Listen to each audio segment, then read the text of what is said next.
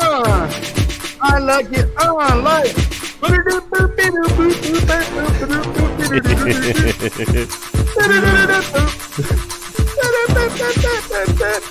Oh yeah, oh yeah. Let's go. What we lack in talent, we make up for in piss and vinegar. Ladies and gentlemen, welcome to Tavern Talk. Today's show is going to be a book-only discussion out of respect for Jansen and his professional responsibilities. Be sure to stick around. We're going to have a second stream later on, and that'll be fun also. What we are going to talk about today, but let me introduce everyone. Yeah. With me, as always, is my brother, Dan. Hi. Actor extraordinaire Jansen Lashley Haynes. Beth Dae'mar from I Do Be Beth Dae'mar YouTube channel. And last but not least, our extra special guest, a man in fur. He comes prepared. M.R. Howley of the Golden Horn. Yes. Yes. That's shout out to Lady Catherine. Yes. Oh. All right. Book only. But yeah, hey everyone, we are here to talk about the Game of Houses. That's right, Dae'mar. But we're gonna get into the granulars like always. Who is the masters of this craft?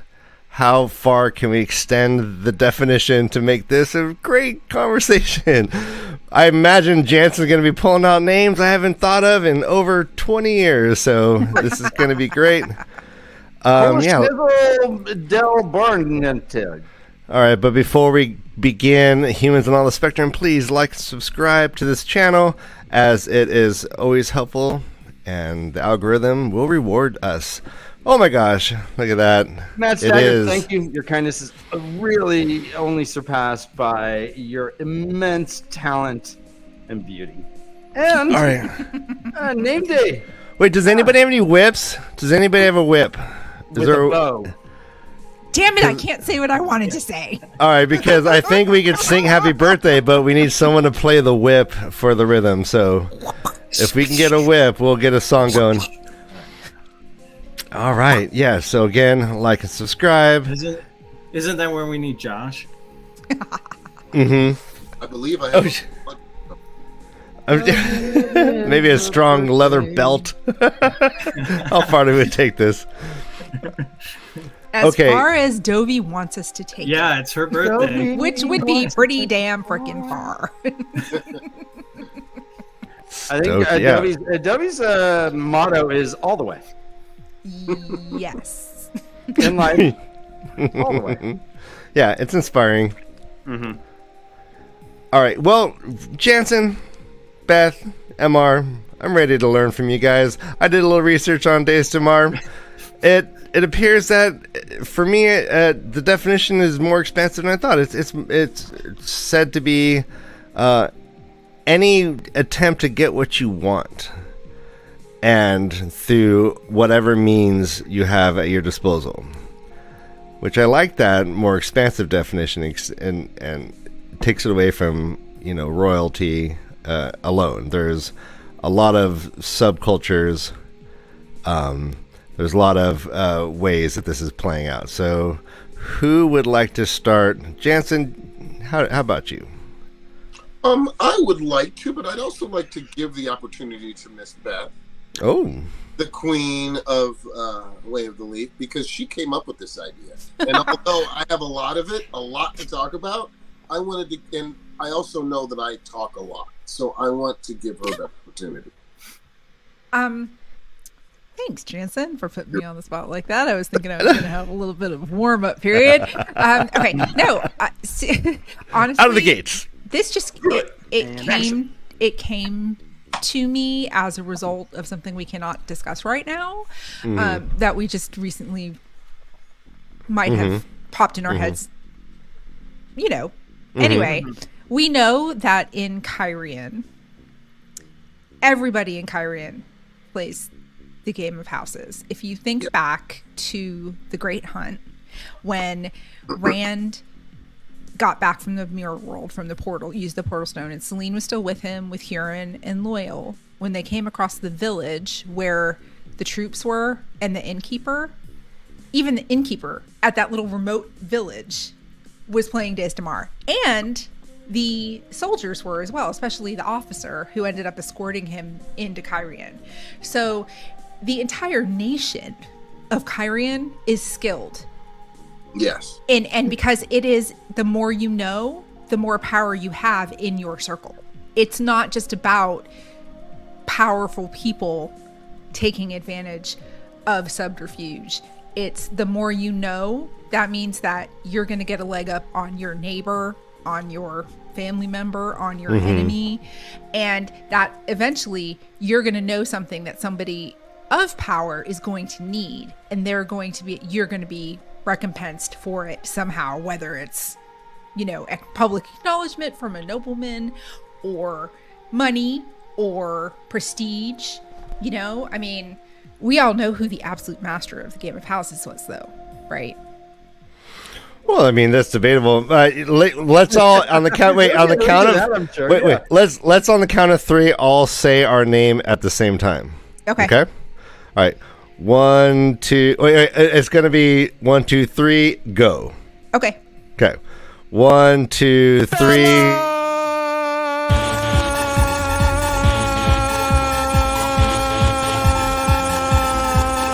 I got you, Ryan.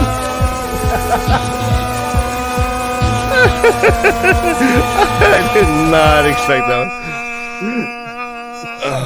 one. The timing couldn't have been more perfect. Will you get demonetized if I flip you the bird? No, go ahead. No, yes. I think it was good. Well earned. All right, let's try that again. I'm ready for it. This is good exercise. 1, 2, 3. What? Not. All right, it's fine. What? I feel like a teacher. 1, 2, 3. Tom Maryland. Tom Maryland. Yep. Jansen didn't say anything. So he didn't. I know, that was sneaky. Jansen's going to say Cadsway and Malydron. No. Jansen pulled a football from Charlie Brown. So Ryan, can I build off what Beth said? Mm-hmm. Just really quick. I will say Tom. That's my answer. But the one thing about it is that I think that there's layers to it, right? Mm-hmm. Because you have, to what Beth was saying, you have like the nobles within a country, but then the Aes Sedai and all the kings and queens, like there's so many different levels to it. Yeah, Tom's a go-to answer, and I'll say it to him because of some of the stuff he did in Tyr, some of the things he did in Carrion. I mean, yeah, there's things he's done that has made his mark, but I'm sure there's other people, as Beth mentioned, that, we don't think about, who are like, hey, I'm scoping out my territory and I'm using the information I have to get what I want. Mm-hmm. Well, Jansen, I'm sorry. We had a show about the most powerful people in Wheel of Time, and Jansen came up with the leader of the spy, like the homeless spies. Do you remember this guy? What is his name? Are you going to be talking about this guy? Old Cully, the dark there, from yeah. Yeah, Old Cully is a Dae'mar master. Well, before we get into specific people, I wanted to touch on what Beth and MR said as well. And so, yeah, what we know about Dae'mar is essentially its ubiquity within Kyrian. It is unavoidable, it seems. Rand just goes to a party or it just burns letters. He's like, fuck these guys. I don't want any part of it. And they're like, oh, interesting. You are the master. And he's like, I don't even know what's going on. So the ubiquity of it, and it seems to be mandatory. There is no getting around it. You're in the city or even near the city. You're playing this stupid conniving game. Yeah. It's all Slytherin stuff, man. I bet it starts in school. Funny you brought that up. I was thinking, like, what is like the education system in Kyrian? There must be like made it into the culture itself. Uh-huh. Right. It's probably taught from the cradle. in POVs, like as far back as New Spring, when Moraine says things like, I would have known that when I was 13, you know, like I would have known that at age 7, you know, venturing through the palace of Carrion, you know, like through the Sun Palace. And you know, even Elaine talks about it, things like that she knew when she was younger. Somebody who I will bring up about Dae'mar later. I even makes me wonder who came first with the idea of eyes and ears. Was it the Kyrian or Aes Sedai? Aes Sedai. Because every Kyrian lord has eyes and ears around. They all are eyes and ears. They all are playing this stupid game. But isn't that eternal or eternal? Like, wouldn't that just evolved through the societies and the cultures as they developed? Well, I've come to find that in every situation in the books of the Wheel of Time, when it was not just 2 or 3 specific characters talking to each other in a secluded room, there was an eye or an ear in that room every time. Even until Aaron Rion. Every time. Right? Yeah. True, yeah. Everybody's sneaking around there. Yes, everywhere there was somebody sneaking around. Even in the village, everywhere there was always somebody looking. And even Robert Jordan, he put a lot of that in the end of some chapters where, you know, you would see and they would be talking in the third person where someone was looking at 2 of the characters or something like that. There was always someone looking or always someone hearing and or someone trying to spy with the one power was always trying. Someone was always trying to do that. And I'm sure because knowledge is power in that society, right? Yes. And that's why Rand keeps getting all these letters, because he's a mystery and people want to get the lowdown on this cat. And so, and then the more that he burns things, the more that they're like, whoa, this guy's blowing my mind. He just burned my letter. What does that mean? And Rand's like, I don't want to go to your party. That's what it means. Well, until he totally backs himself into a corner, right? Because then he gets the only 2 letters remaining are from Galdrian, the king of Kyrian, and Barthanes Damodred, who's his like chief rival, right? Would that be like getting letters from Biden and Trump? Yeah, kind of. Kind of. I would, yes. And you'd have, yes. Burn that shit to the ground. But, you know, like you, and the thing that I find really interesting is they talk about in the books that like the people in the Borderlands don't really play Dae'mar because they're very matter of fact, right? Like they don't have anything to hide and they're very blunt and forward speaking. But Huron knows a lot about the basics, at least, of Dae'mar because he has gone to Foregate, he has gone into Kyrian multiple times. So I love how they take this commoner as the Kyrian and look at him and have him actually be the person who tutors Rand on the basics of Dae'mar, and Loyal kind of like unwillingly, right? Loyal's like, oh, what are we doing? What are we getting into? And Huron's like, my lord, you can't. And the further Rand gets into it, the more Huron is also falling for the fact that he's now a lord, right? Like this whole time he used to just call him Rand or Lord Rand. And then by the time they're fully enmeshed in Kyrian, he has taken on the I am your manservant, my lord. You know, it's a game that I would never want to be caught in it. I don't think I'd play it well. I don't have a poker face, and I can't keep my mouth shut. So, you say that? Yeah, I don't think they're squeeing all over the place in Kyrian. Exactly, unless it's the Feast of Lights, and then it's nonstop squeeze, balls to the wall, balls to the to whatever, in the wall. So to build off of that, even though Rand is naive at that point, you know, within the Great Hunt, but after that, I mean, when we see him in Tyr, it seems like, and Moraine was his tutor. I mean, there was some stuff going on there. Do we have to elevate him? I don't want to do a tier list, but I mean, towards the end, is Rand one of the better players of Dae'mar based on what he's trying to do to get to the last battle? It's hard to quantify that though, because Rand is a TAVERN, Right. so he just bends stuff anyways, which is almost Dae'mar-ish, to a metaphorical way.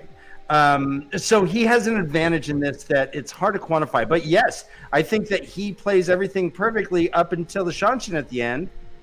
I guess Tuan kind of calls his bluff on that, But anyway, I think that you had stated that really well, Beth, that it is a game.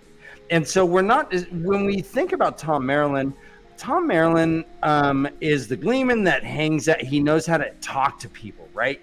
He gets with the sailor. He's talking to the chef's assistant. He's talking to people on like a personal level that is not Dae'mar.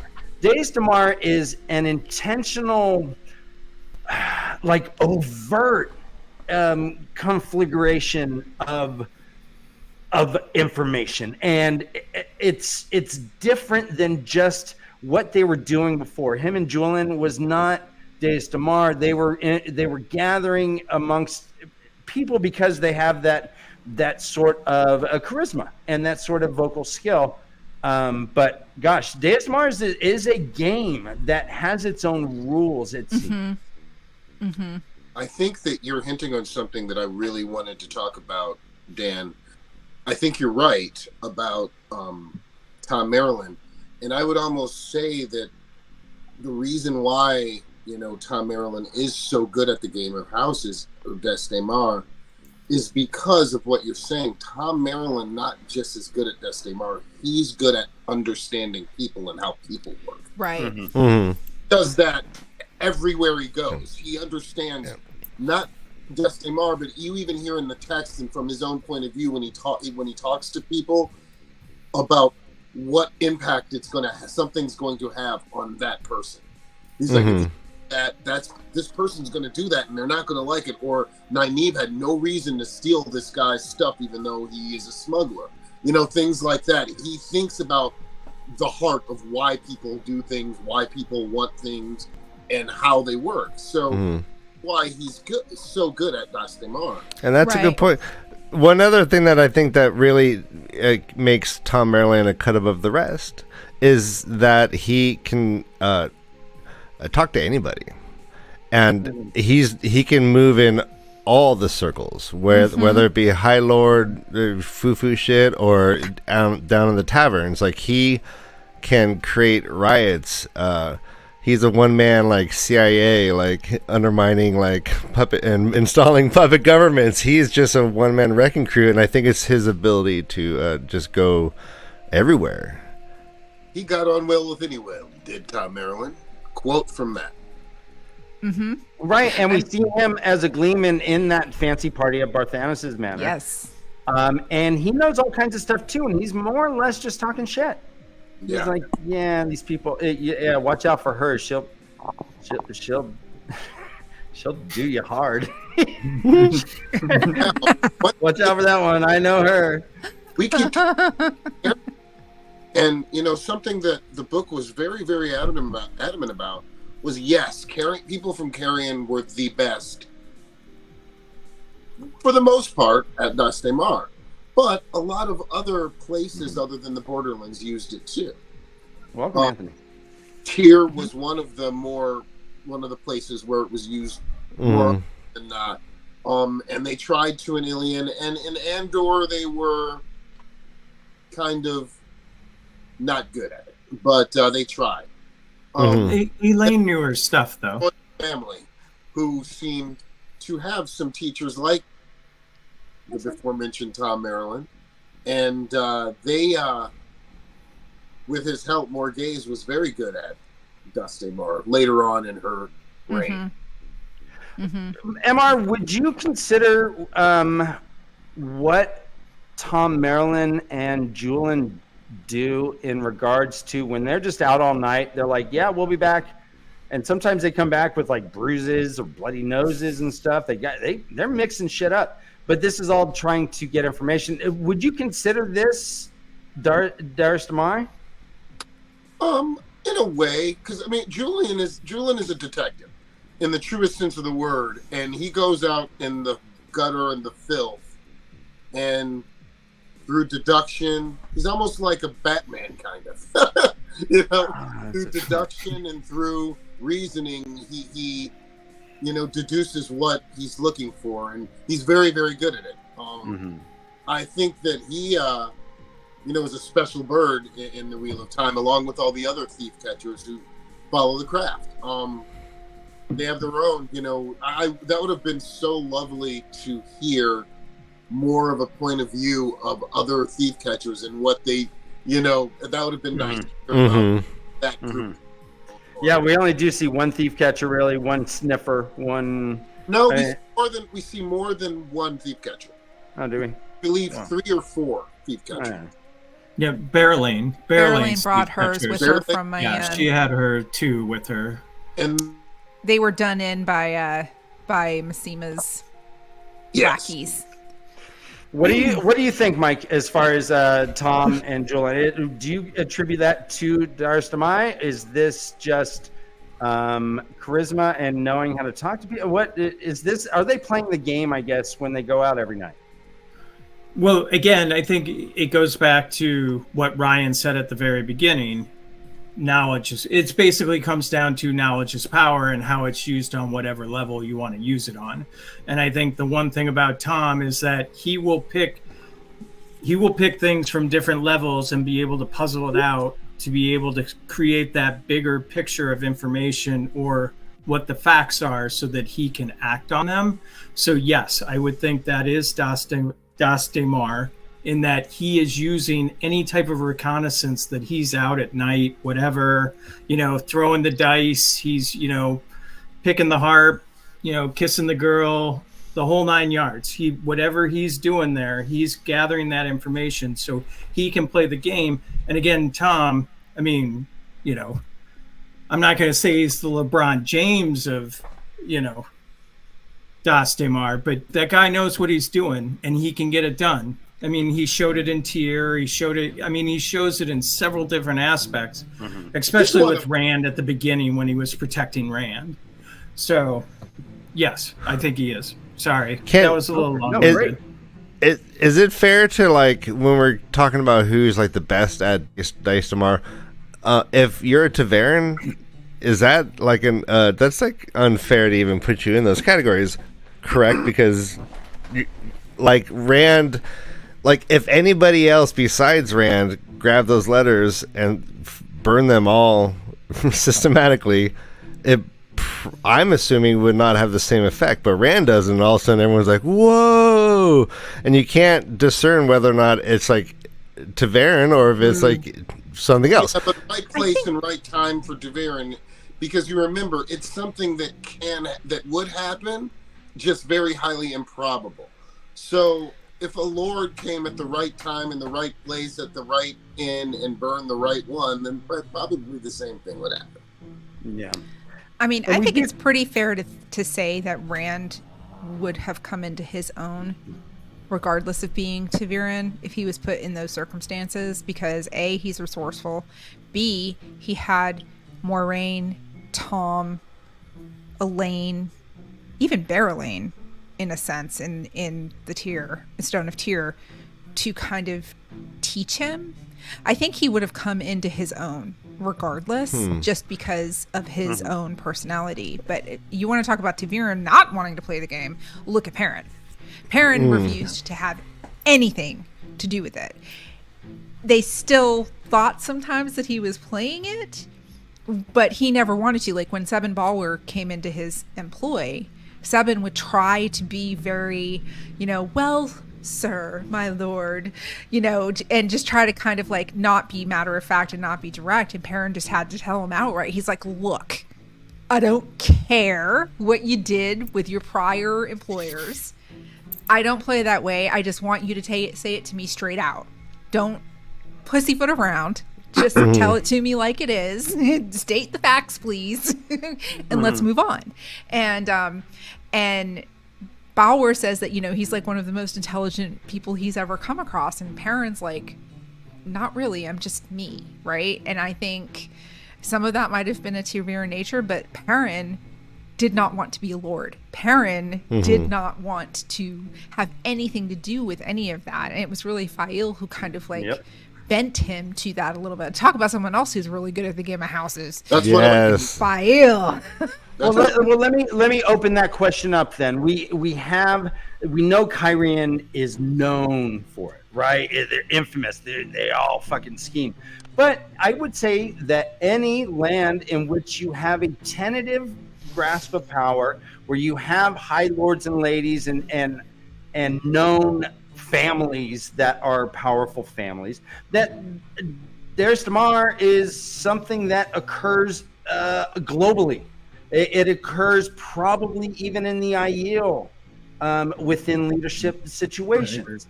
Yeah, I would say that's true. well, it comes to that later. Just so you know, I have 4 people in the Wheel of Time who I believe rival Tom Maryland in Daes Dae'mar, and 2 honorable mentions. Okay, are we ready to jump into listing, Ryan? Do we want to get into start list offs? Well, I mean, everyone loves a good list. They're called they're called listicles. Listicles, yeah. If you want to get technical, And it will be globally because it's not just in Kyrian itself. And so Bear Lane is a good example. So go ahead. Let's go ahead and jump into people. So I started thinking about this, and I started thinking about the characters and what they accomplished through Daes Dae'mar, and I rated everything to see what was the biggest thing that people did. Now, I believe Tom is at the top. I don't think anybody goes higher than Tom, but I think that we see Tom using Daes Dae'mar all the time, basically through his everyday life, and the combination of all that accumulativeness makes for him the best, as far as I'm concerned. He is. Jansen? One thing there. Yep. And we really haven't talked about it. Moiraine, I would like to throw her into the ring with Tom, that they could possibly be on the same level together. Her with her Aes Sedai plus the Carrion combined together, and they got the hots for each other. They both get off on it. Let's just say that. I would say they both get off on it. All right. Cool. I didn't think about that. I'll wait for my turn, but I have someone who I think might be better than Tom even in my head right now. I have some. I mean, well, I'm going to start with my honorable mentions, and one, like you said, was Bear Lane. I think Bear Lane is one of the best at Dae'mar. She is extremely good and functional at work. Rand had her run carrier. And Right. Very, very well. She was a survivalist. Yes. She was. And she did every day before that to keep, the sovereignty of her nation. She is a political genius. So, I think she's definitely an honorable mention, as far as feats, and I also think that another honorable mention is I'm gonna scrap this honorable mention. I'm just gonna go into what I was the person who I think. Come on, you're gonna tease us like that? You're gonna tease us and then you're gonna drop it? I'm adding this honorable mention to my higher list because of her feat. Okay. And that is Savannah. I believe that Savannah was very crafty and very good at using politics / violence / slavery / a lot of things to get what she wanted. And she even outsmarted the Aes Sedai. That's a good point. So I believe she was so misinformed. I think Savannah was played masterfully by Samuel. Savannah got played by Samuel like it's nobody's. And I mean, I picture her as just more power hungry and a little bit of subterfuge with people who had the one power, and then blackmail. It was just blackmail. There was she became a wise one without even having to go to Viridian. I mean, that's how badass she is. But that's because the wise ones have if a wise one declares someone else a wise one, other wise ones accept it as fact. That's tradition. That's not chutzpah. That's she was the wife of her ability to stay as a clan chief is way more substantial than. I think they're both awesome. I think that is the game. Yeah. I did not say Samael, and I thought about it, and I think you're right. But my other one was Grinda. Oh yes.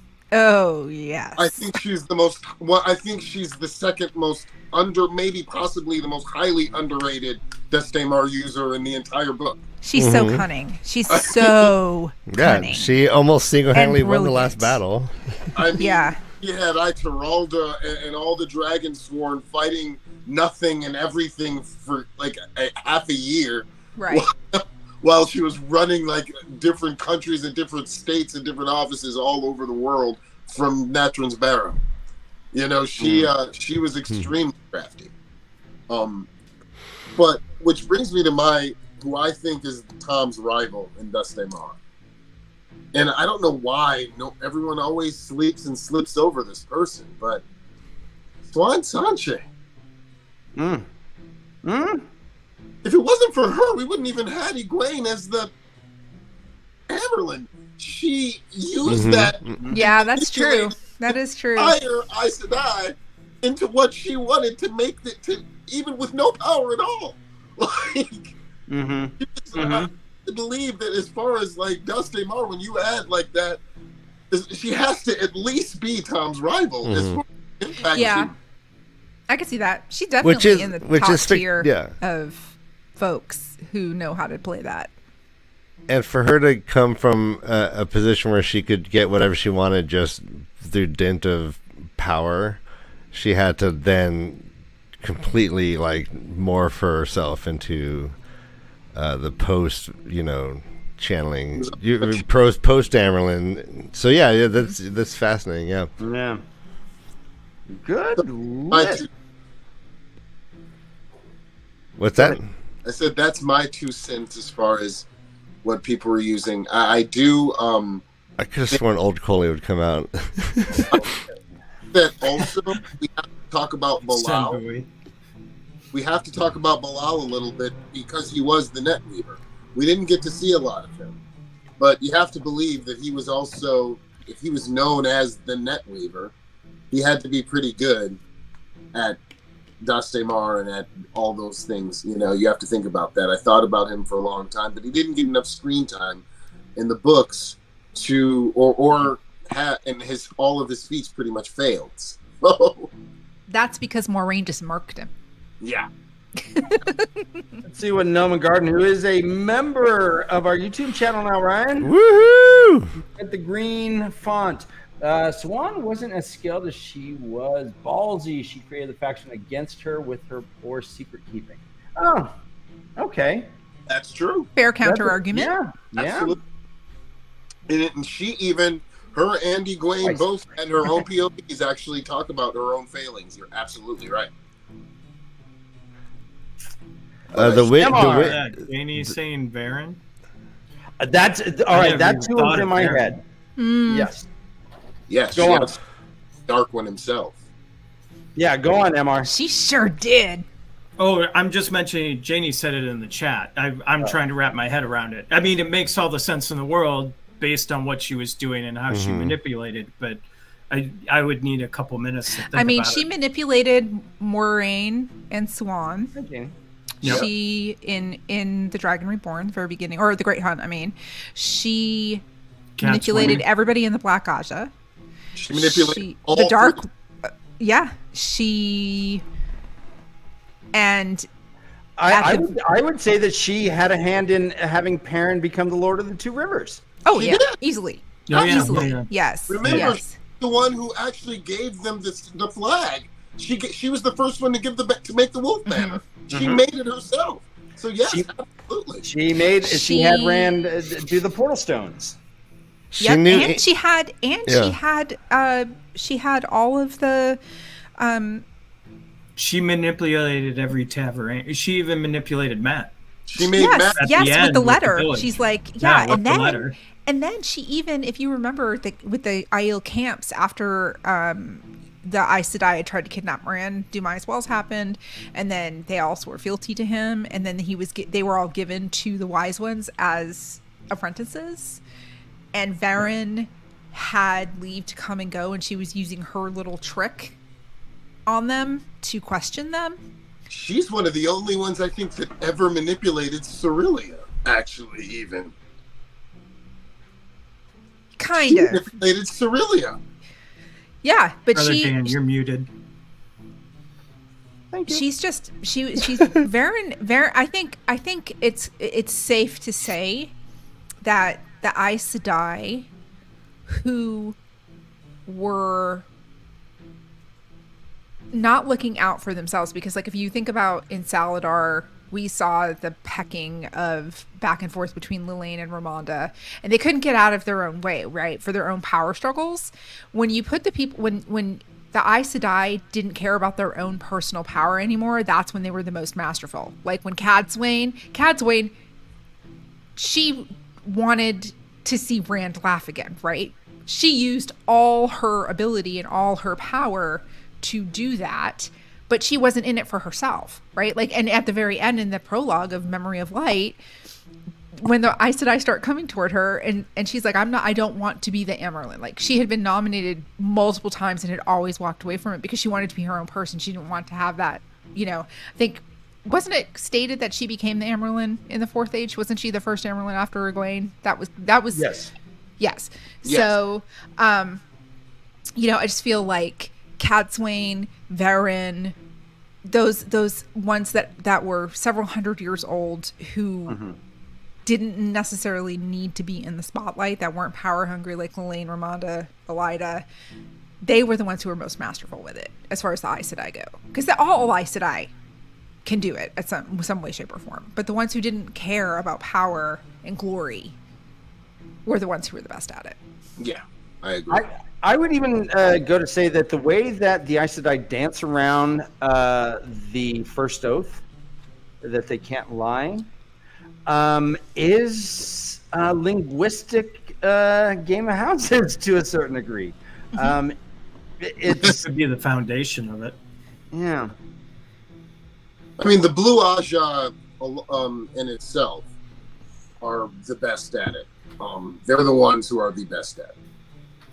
So, I mean, they're known for it. That's part of their core. Well, the thing about it is, and to your point there, I totally agree with you. But it's like, why did we not have a gray? I think the only gray that we had in the whole entire series was a total and complete hot mess train wreck that went off a cliff. And there was no gray that actually showed Dae'mar across the nations. Who went off a cliff? Which one are you talking about? Barrowlance's advisor. No. Who was the one who she was in charge of? This is where I don't know the knowledge on the level you guys do, but she was part of the envoy, and she ended up losing her power to the pecking order. Like she ended up. Oh, because she was Black Aja. You're talking about. No, she was no. Shoot, what was her name? Shoot. Yes, he's not talking. Dana, talk to me, Dana. She was the Grey who was in charge of the envoy. Begins with an M. She was the envoy to Rand and Kyrian. Yeah. I mean, in Caemlyn and yes, and Marana, like all the other powerful sisters. It's like right when the pecking order came out to our knowledge, and she like totally lost it. Like she lost everything. Yeah, Barrowlane Grey. Her advisor was also Grey. And she was... she lost all her standing with Barrowlane because she was meeting with Massima, and then, she burned herself out trying to save Galad in the last battle. Maybe Jordan just missed the mark on that one. But I think it would have been great if a Grey actually showed some of the skill of Dae'mar across the nations, where, Jansen, to your point, the Blues he defaulted it to the blues, but I just wanted to call that out because I was thinking I'm wondering about it if he on didn't do level. that with the Greys though, because they were negotiators and they really didn't need to use subterfuge to kind of.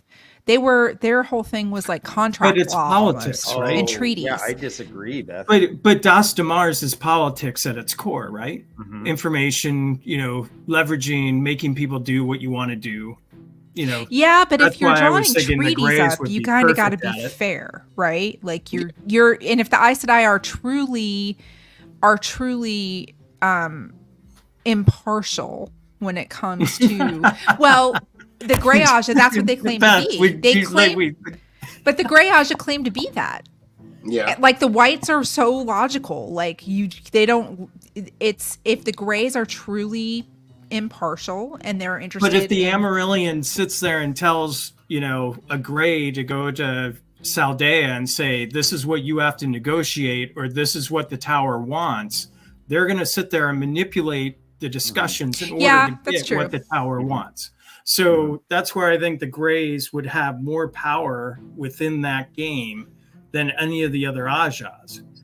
And it didn't come across in the books at all. At least from what I remember. No, you're right. You're absolutely right. I think the Grey Aja is probably the most underrepresented Aja as far as like points of view and major plot lines. And Dana Lou just said in chat, Anora was great with the whole Colliver thing. She really was. Because Colliver thought she was her advisor, and she's like, actually, I'm with that girl over there. Yeah. I'm with her. I haven't really been forthright, but you didn't ask either, so. Yeah. In chat, Anthony says Landfear and drops a mic. Landfear was the one who blocked Asmodean, right? Yep. Yeah. I agree that. I think that she got played a bit. She wasn't the best, but man, she was good. She was playing both sides a bit. Well, just so everyone knows, this is a full spoiler alert. So if you're a reader and you don't want to know what happens at the end, and you might want to come back in about 3 minutes. Landfear, as far as outsmarting people, outsmarted everybody. Everybody. So as far as craftiness, she wins. She wins hugely because now everyone thinks she's dead. She's the most knowledgeable and the most powerful woman on the face of the planet. Potentially, if Moghedien could ever get free, she would also be in that same level of knowledge. Which I believe at some point she would. I believe she would. If she can get out of her own way with her fear. Yeah. Let me ask our guest, MR. Let me. What do you think? Wait. It's making me scared now. Do I have to flip again? That's really funny. I'll do that. Hey, there we go. There we go. Just a quick flash. Just a quick love. Quick love. Oh, look at that. Wonder if it form of a bucket of water. Or whatever. Shape of. Yeah, I'll be Gleek, the stupid little powers. purple monkey. Whenever Zan is Zan and Jada, whenever Zan or Xandar, whenever he became a bucket of water, he became a bucket with eyes and kind of a little face, but water would kind of spill out. Little purple water would spill out every once in a while. Would he and ever? So when he really came back, excited. was he missing toes? He was really excited. That's all. The things you think about as an adult. Yeah. Right? What happened? When logic comes into play. I mean, an eagle is not that careful with the bucket of water. It's gonna spill some. Exactly. He would actually be in the bucket too, which has never made sense. You could be water. Gleek always had the bucket. They would sit there and form, and Gleek would show up magically. Yeah, with Gleek the would bucket. have the bucket, He had it in his unless he was back pocket. ice, and if he was ice, then she would just grab the block. Gleek had pants. Form of a tiger. Yeah. Yeah. Or an eagle. Shape of an animal. When Gleek wasn't form of a there, woman. she was the eagle and had the bucket and carried him around in the bucket. He would sometimes become like a glacier or an iceberg. He did all kinds of water stuff. Yeah, I did. Well, Big or that's a small? tangent. Jansen, what did you say earlier? I said the Wonder Twins were specifically made solely for Saturday morning cartoons. Heck yes, they were. They were amazing. Never in They a were amazing. Yeah, when you were pounding a box of Lucky Charms. Oh, yeah. Fruit Loops. Or Fruit Loops. Yeah, there you go. We could deviate into cereals, but I'm sorry, Hey. Brother Dan. I distracted you. What Sorry, were you Dan. No, it's fine. No, I distract myself all the time. It wouldn't be a way of the Leaf Stream if there wasn't a tangent. If I like ate a bowl of chocolate Cocoa Puffs or something, I think I would die. Oh my god, I would totally They're so die. good. They're so I would good. totally die if I tried to eat any of that cereal now. Ugh. Oh, Now when I honey eat bunches of cereal, yeah. When I eat my healthy, granola type based cereal, Bran whatever, flakes. yeah, I will have a cup Chicken of. stock in a bowl. I'll hold 1 cup and fill it with dry cereal, and another cup with milk, and I'll go scoop in my mouth, drink the milk. Scoop in my mouth, drink the milk. Really? Yeah, and every bite is fresh and crunchy. We all I should can't change tell order. you I've the done last it. time I ate I've done it cereal. the reverse, where I'll only do. I'm down to where I will pour a full cup of cereal, or I'll do the whole cereal, but I'll only do 2 ounces of whatever, like almond milk or whatever, and then I scoop it under, so I get a light coating, and everything stays crunchy. Mm-hmm. That's how I did that too. Yeah, that's the way to do, man. It's good. I used to love soggy cereal. I used to love soggy checks, soggy like Ew. checks or right chat. I used to Oh my let it God, sit that- for like a minute, so it got nice Oh. and soft. I was just eating gruel. I don't know. Oh man, my I don't know. ex-husband used to put Raisin Bran with milk Yeah. in the refrigerator, so it Well, would that's get a soggy. non-starter, right? Yeah, And that's come a back Raisin and Bran. eat it. God.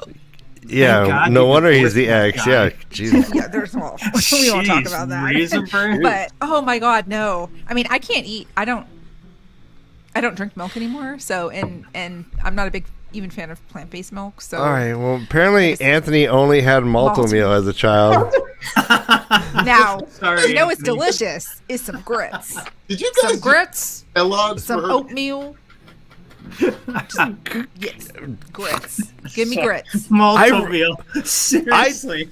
I tried to get into grits as like in college. I was like, oh, this is cheap, and I can maybe sustain put myself. butter and salt and It cheese. never in those did it for grits. me. Oh, Could not. God. It was just mush, mouth mush. it's gritty. It's basically it's an polenta. onomatopoeia. It's like ground polenta. That's all it is, and it's delicious. And you can veganize the heck out of them. It makes them even better. Oh, Mandar, frosted mini wheats. Oh, so I like couscous though. Couscous is the bomb. Israeli couscous, guys. It's like boba. Couscous are delicious. It's so good. It's like tiny little bubbles. Oh, it's so good. Like I want to drive cross country and only order grits at every breakfast place on the Route 66, whatever you got to do. And maybe I'll learn to love grits. But I think it's got to be made right. I can't. I've done it at Yeah, home. you've got to too. have. They've got it. You can't do. You You do. gotta like go the to quick- like Georgia, man, or like Yeah. It's got to be or like New sitting there in the Yeah, in the full on pod grits. for like 3 hours, right? with lots of butter and They lots cook of it with salt. lard, Ryan, just like bacon grease. That's the good grits, right? Okay, that's a synchronicity right there. Dovey is drinking boba. Dan, do you have a camera in on Dovey right now? It's not on right now. What is she wearing? I will Don't not. be- See, no, Her Cinnamon birthday Toast Crunch. suit. She's wearing a birthday suit. Cinnamon Toast Crunch. The only time that's relevant is like Friday night, super munchies. But even then, like you're gonna feel sick. It's pretty good. The sugar rush alone, man, drives me insane. Like I'll feel like my knees itchy. That's from right, sugar. You get that little bit of drool right at the corner of your mouth. You're like, oh, like you do full Homer. And Full Homer. I'm more like the what Al Bundy with my one hand in my pants. One. Oh dear sweet baby Jesus. Howdy, my man. Let's sorry. talk sea folk. Yes. Are they participants of the game of houses? I don't know. I mean, they're such skilled traders. I mean, does the fact that they are so knowledgeable in the way that they trade and the aspect of how they trade, does that lend into it? I would say yes, then they do, because again, it's information that they're trying to leverage in order to get what they want, and goes back to Ryan's original premise. But I mean, it seems like, and again, you get the TAVERN thing. They got schooled by Rand or whatever, but then they kind of recovered against the Aes Sedai once he left. I don't know. I mean, yes, I think they have a rudimentary skill, but yeah, I don't think they're comparable to the Wetlanders or Randland. Okay. I mean, your scene between Shalyn, I believe was her name, and Elaine, where Shalyn got 1 mile of every port of different ports of Caemlyn's port. Oh, that was Nesta Din Rios 2 wins, I think. Wasn't that Nesta? No. Nesta Din Rios, her deal was the teachings, but remember, Nesta died in the Shanshan. And when Shalyn was leaving Caemlyn, she was going to leave and take some of her windfinders with her, but Elaine needed them for that's right travel. I didn't remember her name. And she made the deal before she left to leave some windfinders to make gateways and to heal, which later helped Elaine when the Black Aja kidnapped her.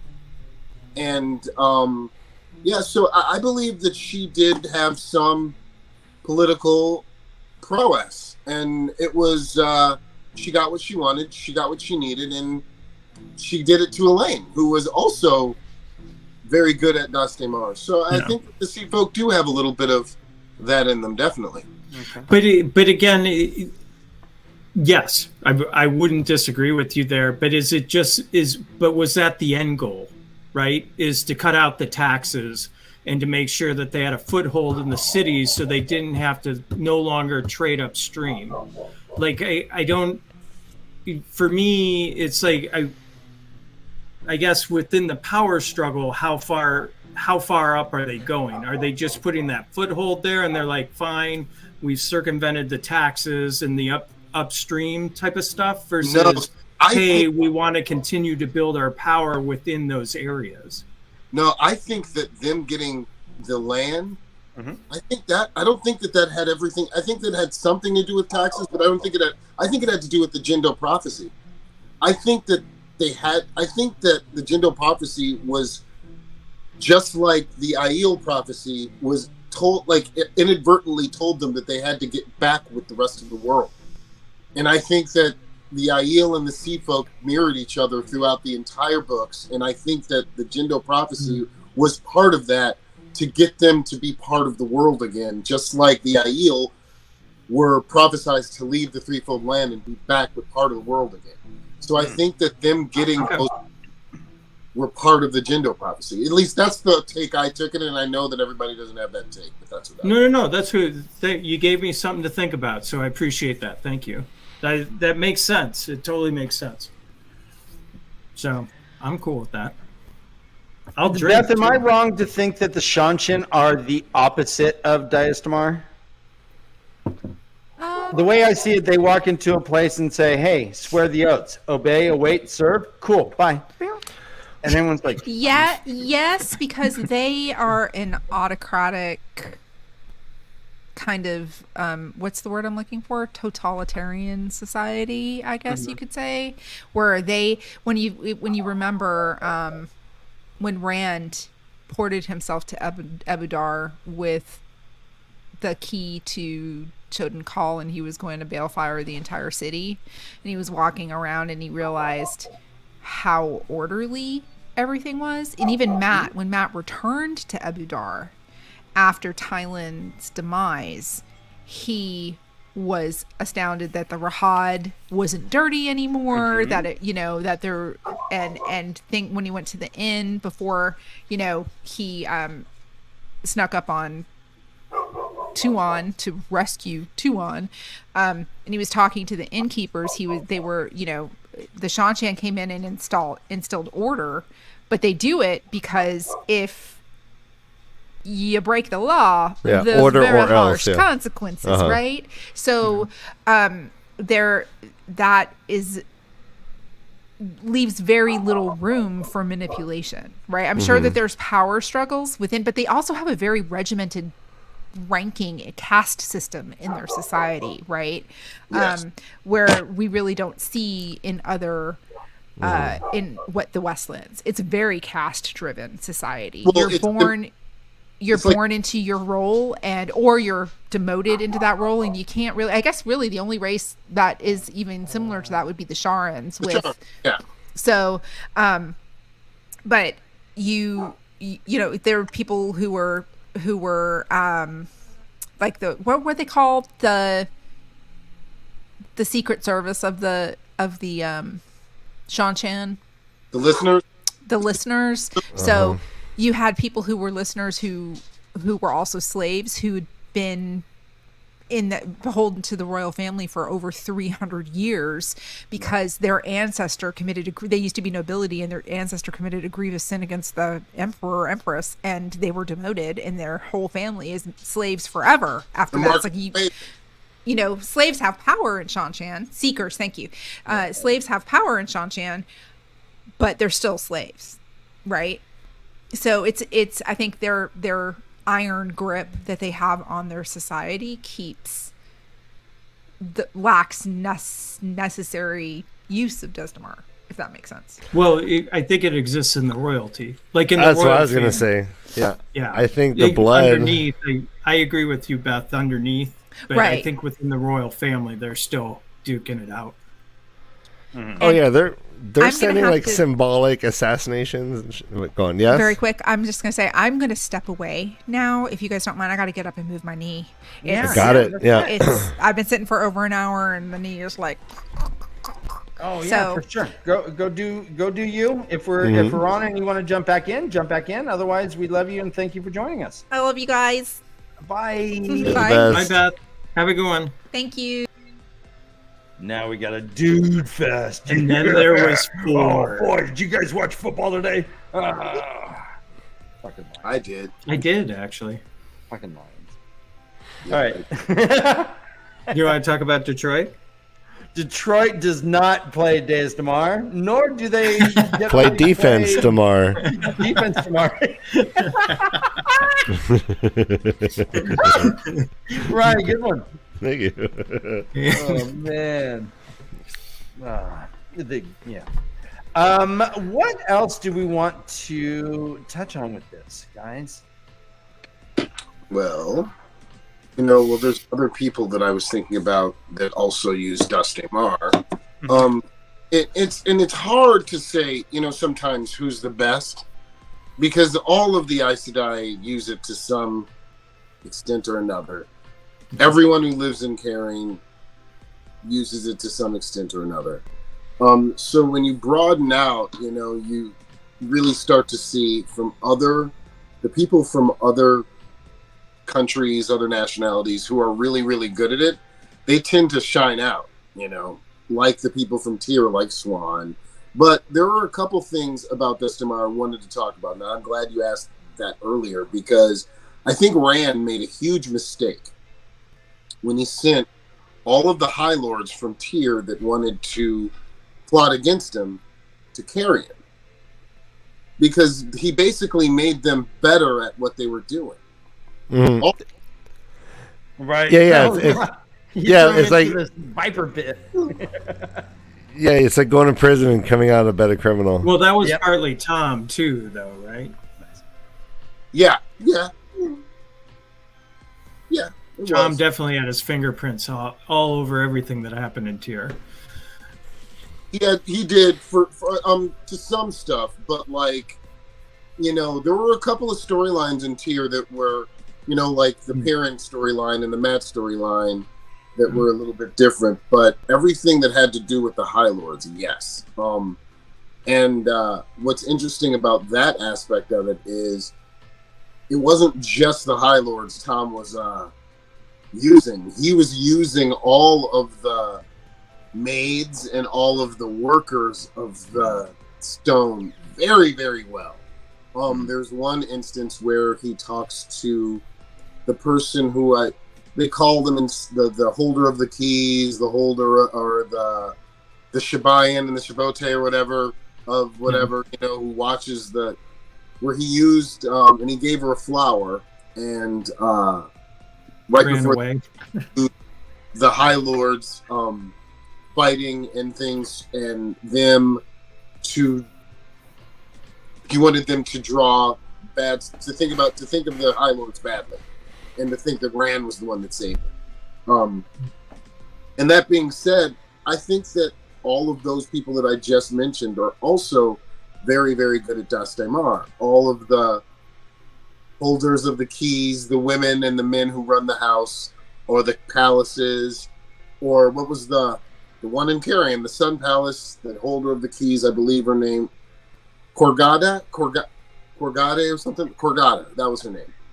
Jeez. And she, I remember Samatsu and the other Aes Sedai who were there. We're actually talking about it in their POV about how Corgada was going to tell every person who worked in the Sun Palace something, then all of a sudden the whole city would know. And they use that. I love the POVs in the Wheel of Time because you learn so much about everything, about the culture, about how they work, about how they live, about everything, and even especially about Dae'mar. And I love those interactions. That's some of my favorite reading in all of the books is what happens with just the lowlifes, the people who are the workers, the barbers, the stablemen. I love that because we get a lot of Dae'mar there, just in a very lower form and with all of the commoners, I guess you call them. Let me ask you guys a question. So we all, I think, unanimously said the name Tom Maryland, correct? When we think of the Master, I'm not sure. MR, did you? Jansen did it though. I did because I still had the Swan Sanche. Oh. No. Okay. Oh, yeah. All right. But are you on the Tom he's in the train top now? 5, right? I believe that you can't go higher than Tom. Yeah. Okay. Okay. I don't However, believe anybody better than Tom at Dae'mar, but I do think that they have a rival. With that in mind, then Jansen and MR and Ryan, you can answer too, Ryan. Thanks. Do you think that when Tom created a civil war by assassinating the king, he knew the outcome, or was he just blinded by the fact that Dana had been killed, his hot girlfriend? Was this Game of Houses, or was this? Did he know that he was going to throw the land into upheaval, or was this just a personal vendetta and didn't even think about it? I mean, was he playing the Game of Houses when he killed the king? I guess is the question.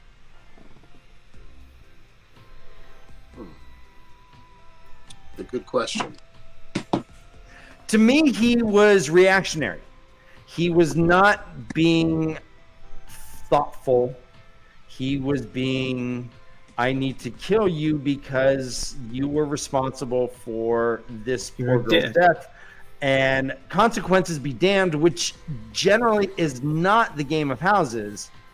That phrase, consequences be damned, I guess. Right? No, not the Game of Houses. Yeah.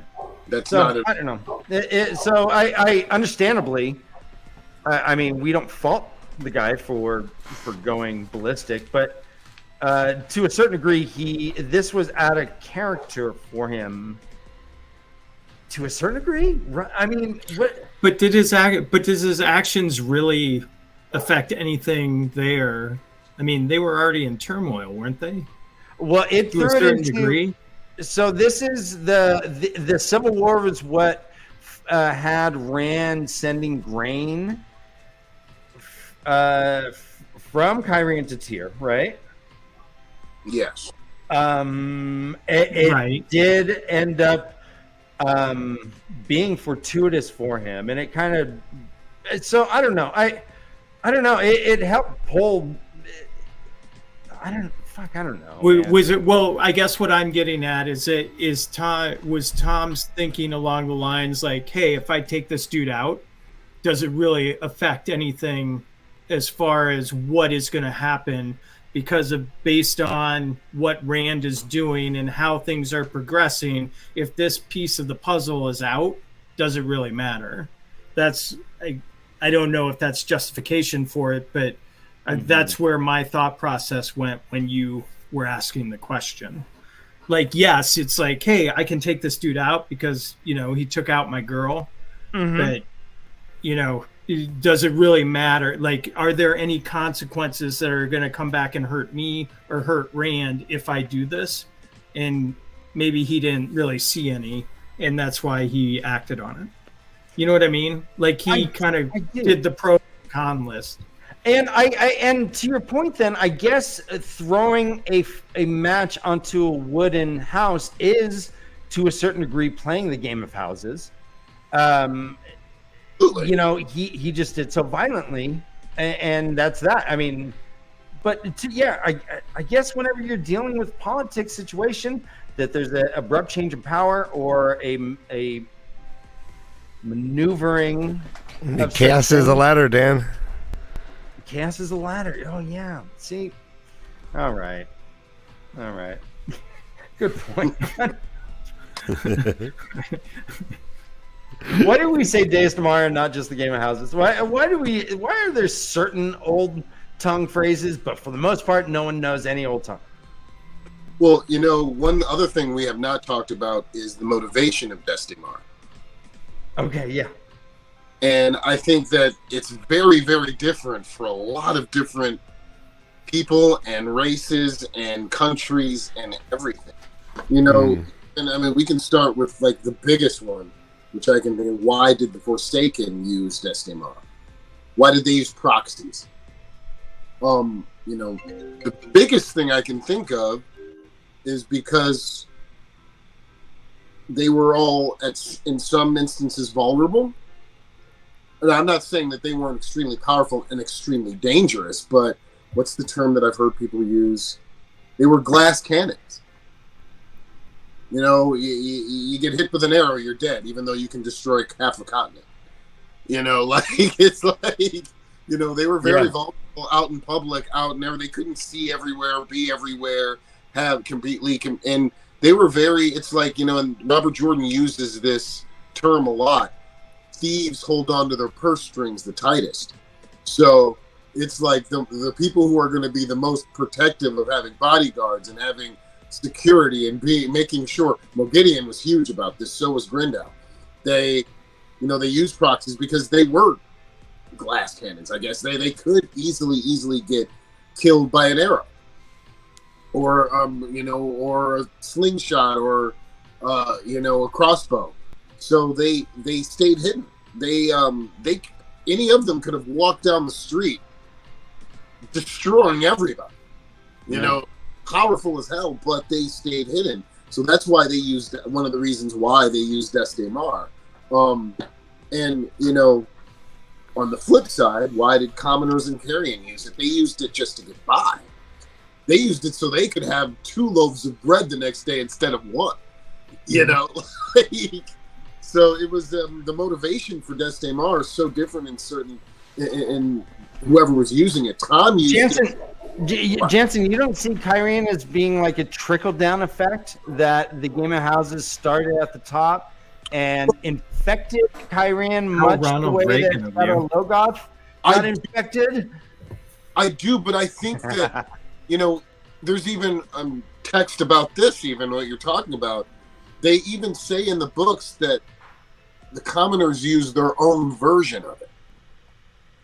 That it wasn't what that they said that they used their own version of it. So their world was just as big. Their Daes Dae'mar was just as vast as the the nobility They just did it differently, and that was my take was that they used it for everyday life to get by better than, and royalty and nobles used it more for political reasons and political gains, or to gain, like Barthanes' library, which he got in some plot from Galdrian Damodred before he died. His which Rand. I mean, it wasn't Barthanes' library. Rand turned it into a library after Barthanes died, but he got that new house from a plot, and it was some political thing that he did. So it was like they used it for. They didn't have to use it for so they could have a better loaf of bread or better food or a better. They used it for political things, and right. Things like that. So yeah, people's motivation was definitely different. Like even Ogier in some instances used a version of it. They had to haggle even, and when they couldn't come to terms with Galdrian paying them, they left. Mm-hmm. Mm-hmm. And they left their work unfinished in Carrion. So, everybody used a version of Dae'mar in different ways. And this kind of coincides with what we were talking about with the Sea Folk. Because their version of haggling or dickering or whatever had aspects of political uses as well. So, everybody had different versions of their ways of manipulation, I guess we would call it, instead of just say it's just Dae'mar. But I like dickering better. Dickering. Yeah. Just TBH. I liked your use of Ogier, and it made me think of when they went to the Ogier steading, and there were Aiel there, and there was almost a big battle between the Kyrian and the Aiel until I think it was Master Heyman came out and said, "No, the pact." It was not the Carrion, and it was the Borderlanders. It was the Shinarans. Oh, Shinarans. Okay.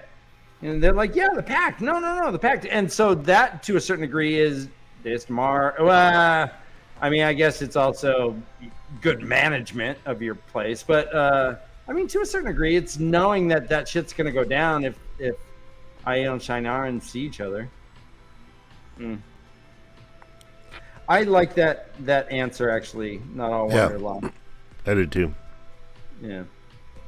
And Pax, be with you. So we've had some great comments in chat. I want to go back in time a little bit, adding to the list of great Dae'mar. Meravir is in Emmons Field playing Dae'mar. You know what? That's a they do use their own version of it with the women's circle. Yeah, and that's And I mean, even the Maidens of the Spear have hand talk and things like that. A lot of people have their own little private uses. The Dark Friends, have intricate things that they do as far to get by. And they have hierarchies all the way up to the Black Aja, who use things like, well, what was one of their? Oh yeah, they have a they put their thumb through their forefinger when they're talking, and then another dark friend knows that they're also a dark friend. I heard if someone does that at a bar that they're kind of into you, and then they start playing with their hair a little bit. I mean, come on. Or at a bathroom where they tap your foot under the stall. Only if his name. Only if his name is what? I said only if his name is Halima. Nice. Yeah. All right, so we're going to continue through the comments. I believe Wadaholic Aussie is saying he proposes Hawkwing as a player of the game. I would say you could. There's an argument there for him. Yeah, but then there's the whole TAVERN thing too, which is he falls into the Rand bucket. Yeah, and they talk about him just being in a room and everyone doing weird, just like no one can withstand his pull. So ripping off their clothes and stuff. So do we say that Chitara Moroso was skilled? I think. Because if you see the future, you could make it happen. Well, I mean, couldn't we say Alana was one of the top ones then? She has a direct hand in changing many things in the future from her time. From Lord Luke going to the Blight to merge with Isam. She was directly involved with that. From Rand's mom becoming a Maiden of the Spear, she was directly involved with that. I suspect, now there's no writings of this, but I do suspect that the Keeper of the Chronicles pretty much is the one that decides which accepted are going to be watching the Amerlin and her that night. So I even think that she had a little bit of stuff to do with Moraine and Swan. Swan being there in the first place. Wow, I've never heard that. That was a real boss move, her just dying right in front of him, right? She knew a lot. She knew a lot. That was next level manipulation. She's like, take this job and shove it. He is born on the slope. She's not the only Aes Sedai Don't drop the baton. But she's not the only Aes Sedai that made moves knowing that she was going to die. Uh-huh. I mean, not even close. Varen. Well, Varen, yeah. I mean, not just Varen, Moraine. Oh, yeah. You know, like... Good point. No, she didn't know she was dying. Moraine trapped. knew because she went through in Ruidian. She knew. That's why she wrote that letter to Tom. She said, I've seen us all die. I don't know if this is going to work, but if you bring Matt, we might make it out. You know, so... Lovely. You know, she... I mean, there was a few people who did that.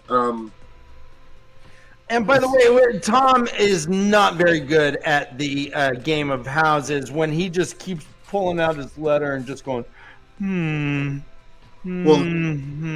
if only someone would take this into my hands and read it. Moraine's so hot.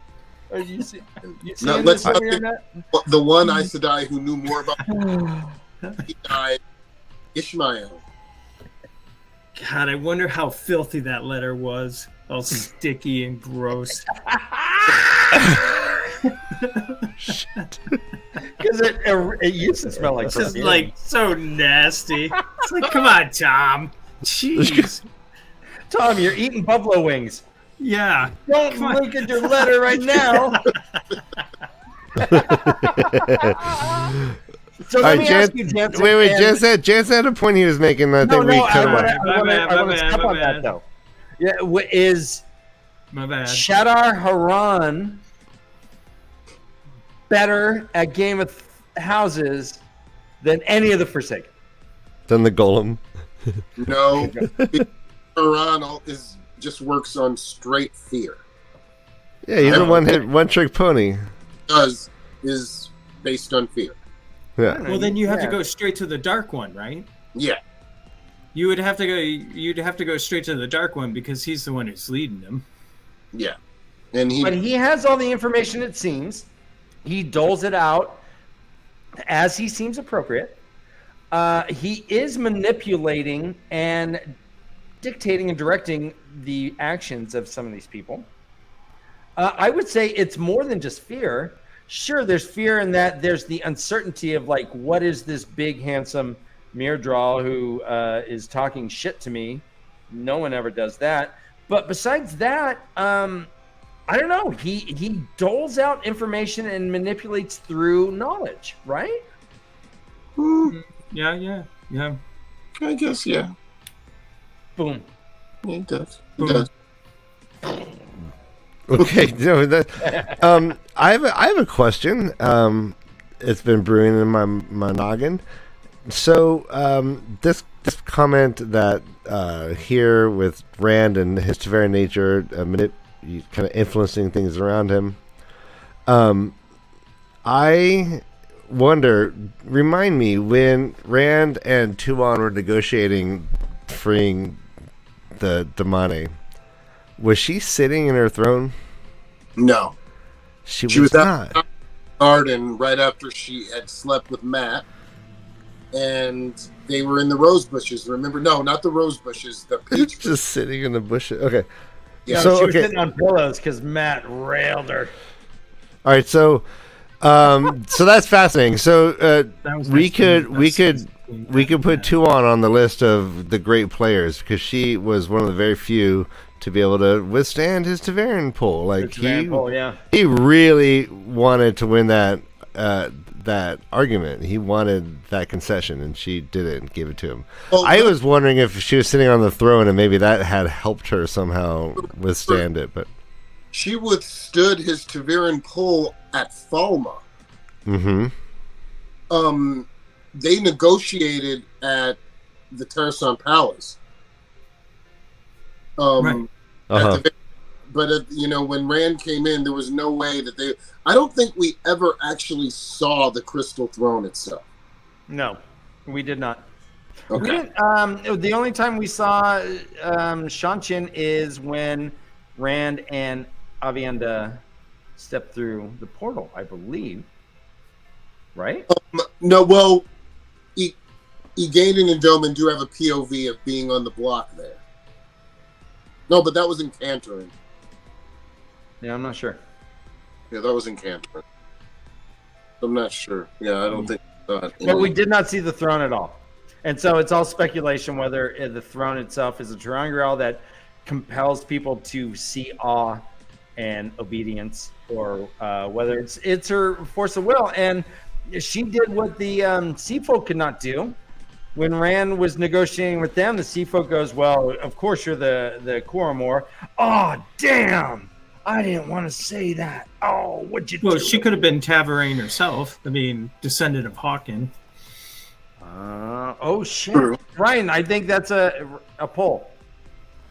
But Was Tuon TAVERN. Was all right, Well, last minute pull. Last minute poll, guys. throwing one in there with 5 minutes left. Yeah, Was Tuon a TAVERN? That's the question.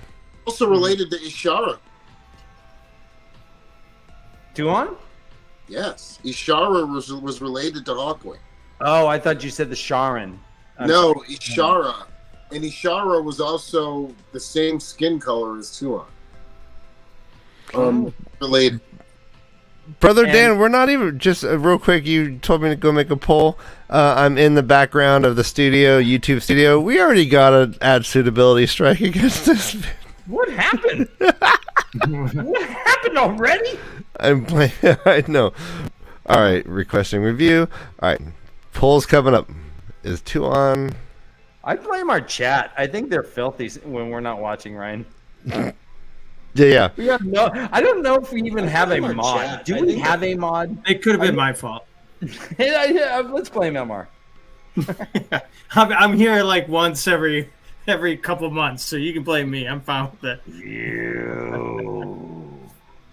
I'm shaking my fist at you. I oughta. Shake harder, boy. So overall, we see Dae'mar as being a negative. It is not portrayed as a positive trait. It is considered to be a snarky, seedy, deceiving thing within Kyrian itself.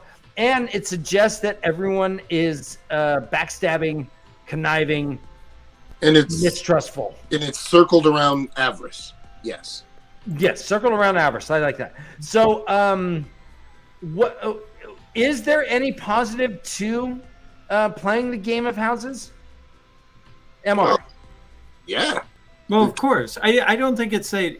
I mean, is it really negative? It's It is- just a way of life. It's just a way of life, right? It's something that ingrains itself into. I mean, I look at Dae'mar as politics, right? It's a variation on a theme there. Yeah, it's a tool. I don't think it Yeah. So I don't know. For me, I would almost think it's agnostic. In that, yes, some people use it for good, some people use it for evil, or maybe that's too contrite. But you know what I mean? It's like some people use it for the the benefit, some use it for the everyone detriment. uses it for personal good. It's either we like the people or we don't like the people. No, I mean, no. Bearlane went to great self-sacrifice to save my inn, right? Like that. You can't. Okay, Yeah. And she did. So- she used. But I'm it talking came about out, yeah. Kyrene specifically. We see the Dae'mar as being extreme and negative, don't we? I mean, isn't that? Yeah, like But no, it's- like it's we all baked love into- land. but Yeah, it's part of their culture. It's baked into them. You know what I mean? It's I don't know. you know, We all love land because he doesn't play in it. Canada, right? I mean, if you it's use part it, of the culture.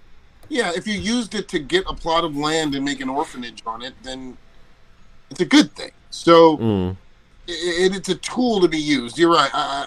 It is used in a bad light a lot in the books, and it is also used by a lot of negative people and bad people in the books. But good people have also used it to counter some of the negativity in it. Elaine comes to mind a lot. So I believe, and Tom Maryland uses it more than anybody. He's the king of it, and he's not a bad guy at all. So it's a tool to be used. That's what I think it is. I think it's a tool to be used. And Brother Dan, to your point, I think it's so ingrained in their thought process in their society that it can't be. I don't think it's like it is. It's like breathing air for them, right? Jordan, I think, even says that in the book and intimates it in some way where it's, it's second nature to them as far as what it is. Mm-hmm. So I don't know if you can sit there and say it has a negative connotation. But it creates a society in which you do not know if you can trust what you're hearing. You have to watch what you do, because people are going to pass the word about your actions. You're right. Me, are we talking about America, or are we talking about Eye of the World? Help me out here. Let's focus. Let's get back to the point. Well said. We can end on. I think we can end on that note. That's a great way to end the show. Yeah, I mean, if we had another 2 hours, we could talk about like how it plays out in our lives, and that's what I've been thinking about the last 5 minutes. A lot of like who's winning the game of houses in real life. It would be a fun conversation, but we are every day. Yeah. I mean, I used Dae'mar. I used to be a counselor for emo kids, and I used to use it on them. I'd manipulate them throw to away their invitations to parties. You would just burn them right in front of them, Ryan. No, yeah, Valentine's, anything. Hey, thanks, Mr. Ryan. Here's a Starbucks gift card. Who's it from, Charlie? Right in the flames. Amazing. All right, everyone. Thank you for joining us. Yeah. Tell us what you want to end your appearance today with. What? I mean, I'm not going to say that. Like I said, I don't get on a lot, so thank you very much, guys, for inviting me, Jansen. Awesome hanging out with you for the first time. I hope everybody has a great freaking week. And everything is chill, and everything in your Dae'mar works for you. Well done, and be honest. So stop lying, you weirdos. Yeah. MR is one of the more positive people I've ever met. I love your laugh. When you laugh hard, and you laugh hearty and with gusto. And when I see you laugh, I'll watch sometimes on Discord if we're streaming. And I'll see you'll laugh, you'll go like this, and I'll just like kind of fist pump and go, yeah, I got MR. Yeah. MR's giggling. Yeah, well, laughing's awesome. I love laughing. Yeah, that's what we're here for. I'm not high right now. Well, day ain't over. It's not over yet. And Jansen, you have anything to promote or plug or say before we sign off? All of everyone listening out there, thank you for being out there and being there with us, and I hope that all your bets have aces and all your dreams come true. Well done. Jeez, nice. All right, everyone. Until next time, Oh yeah. Also, remember we in 15 minutes we're starting a stream number 2 of the day, and for the unnamed thing we will not name, but it shall be named. And we have gas and everything. So yeah. Hey everyone, we'll see you soon. Until next time, run for your lives. This is the way of the Leaf. Bye.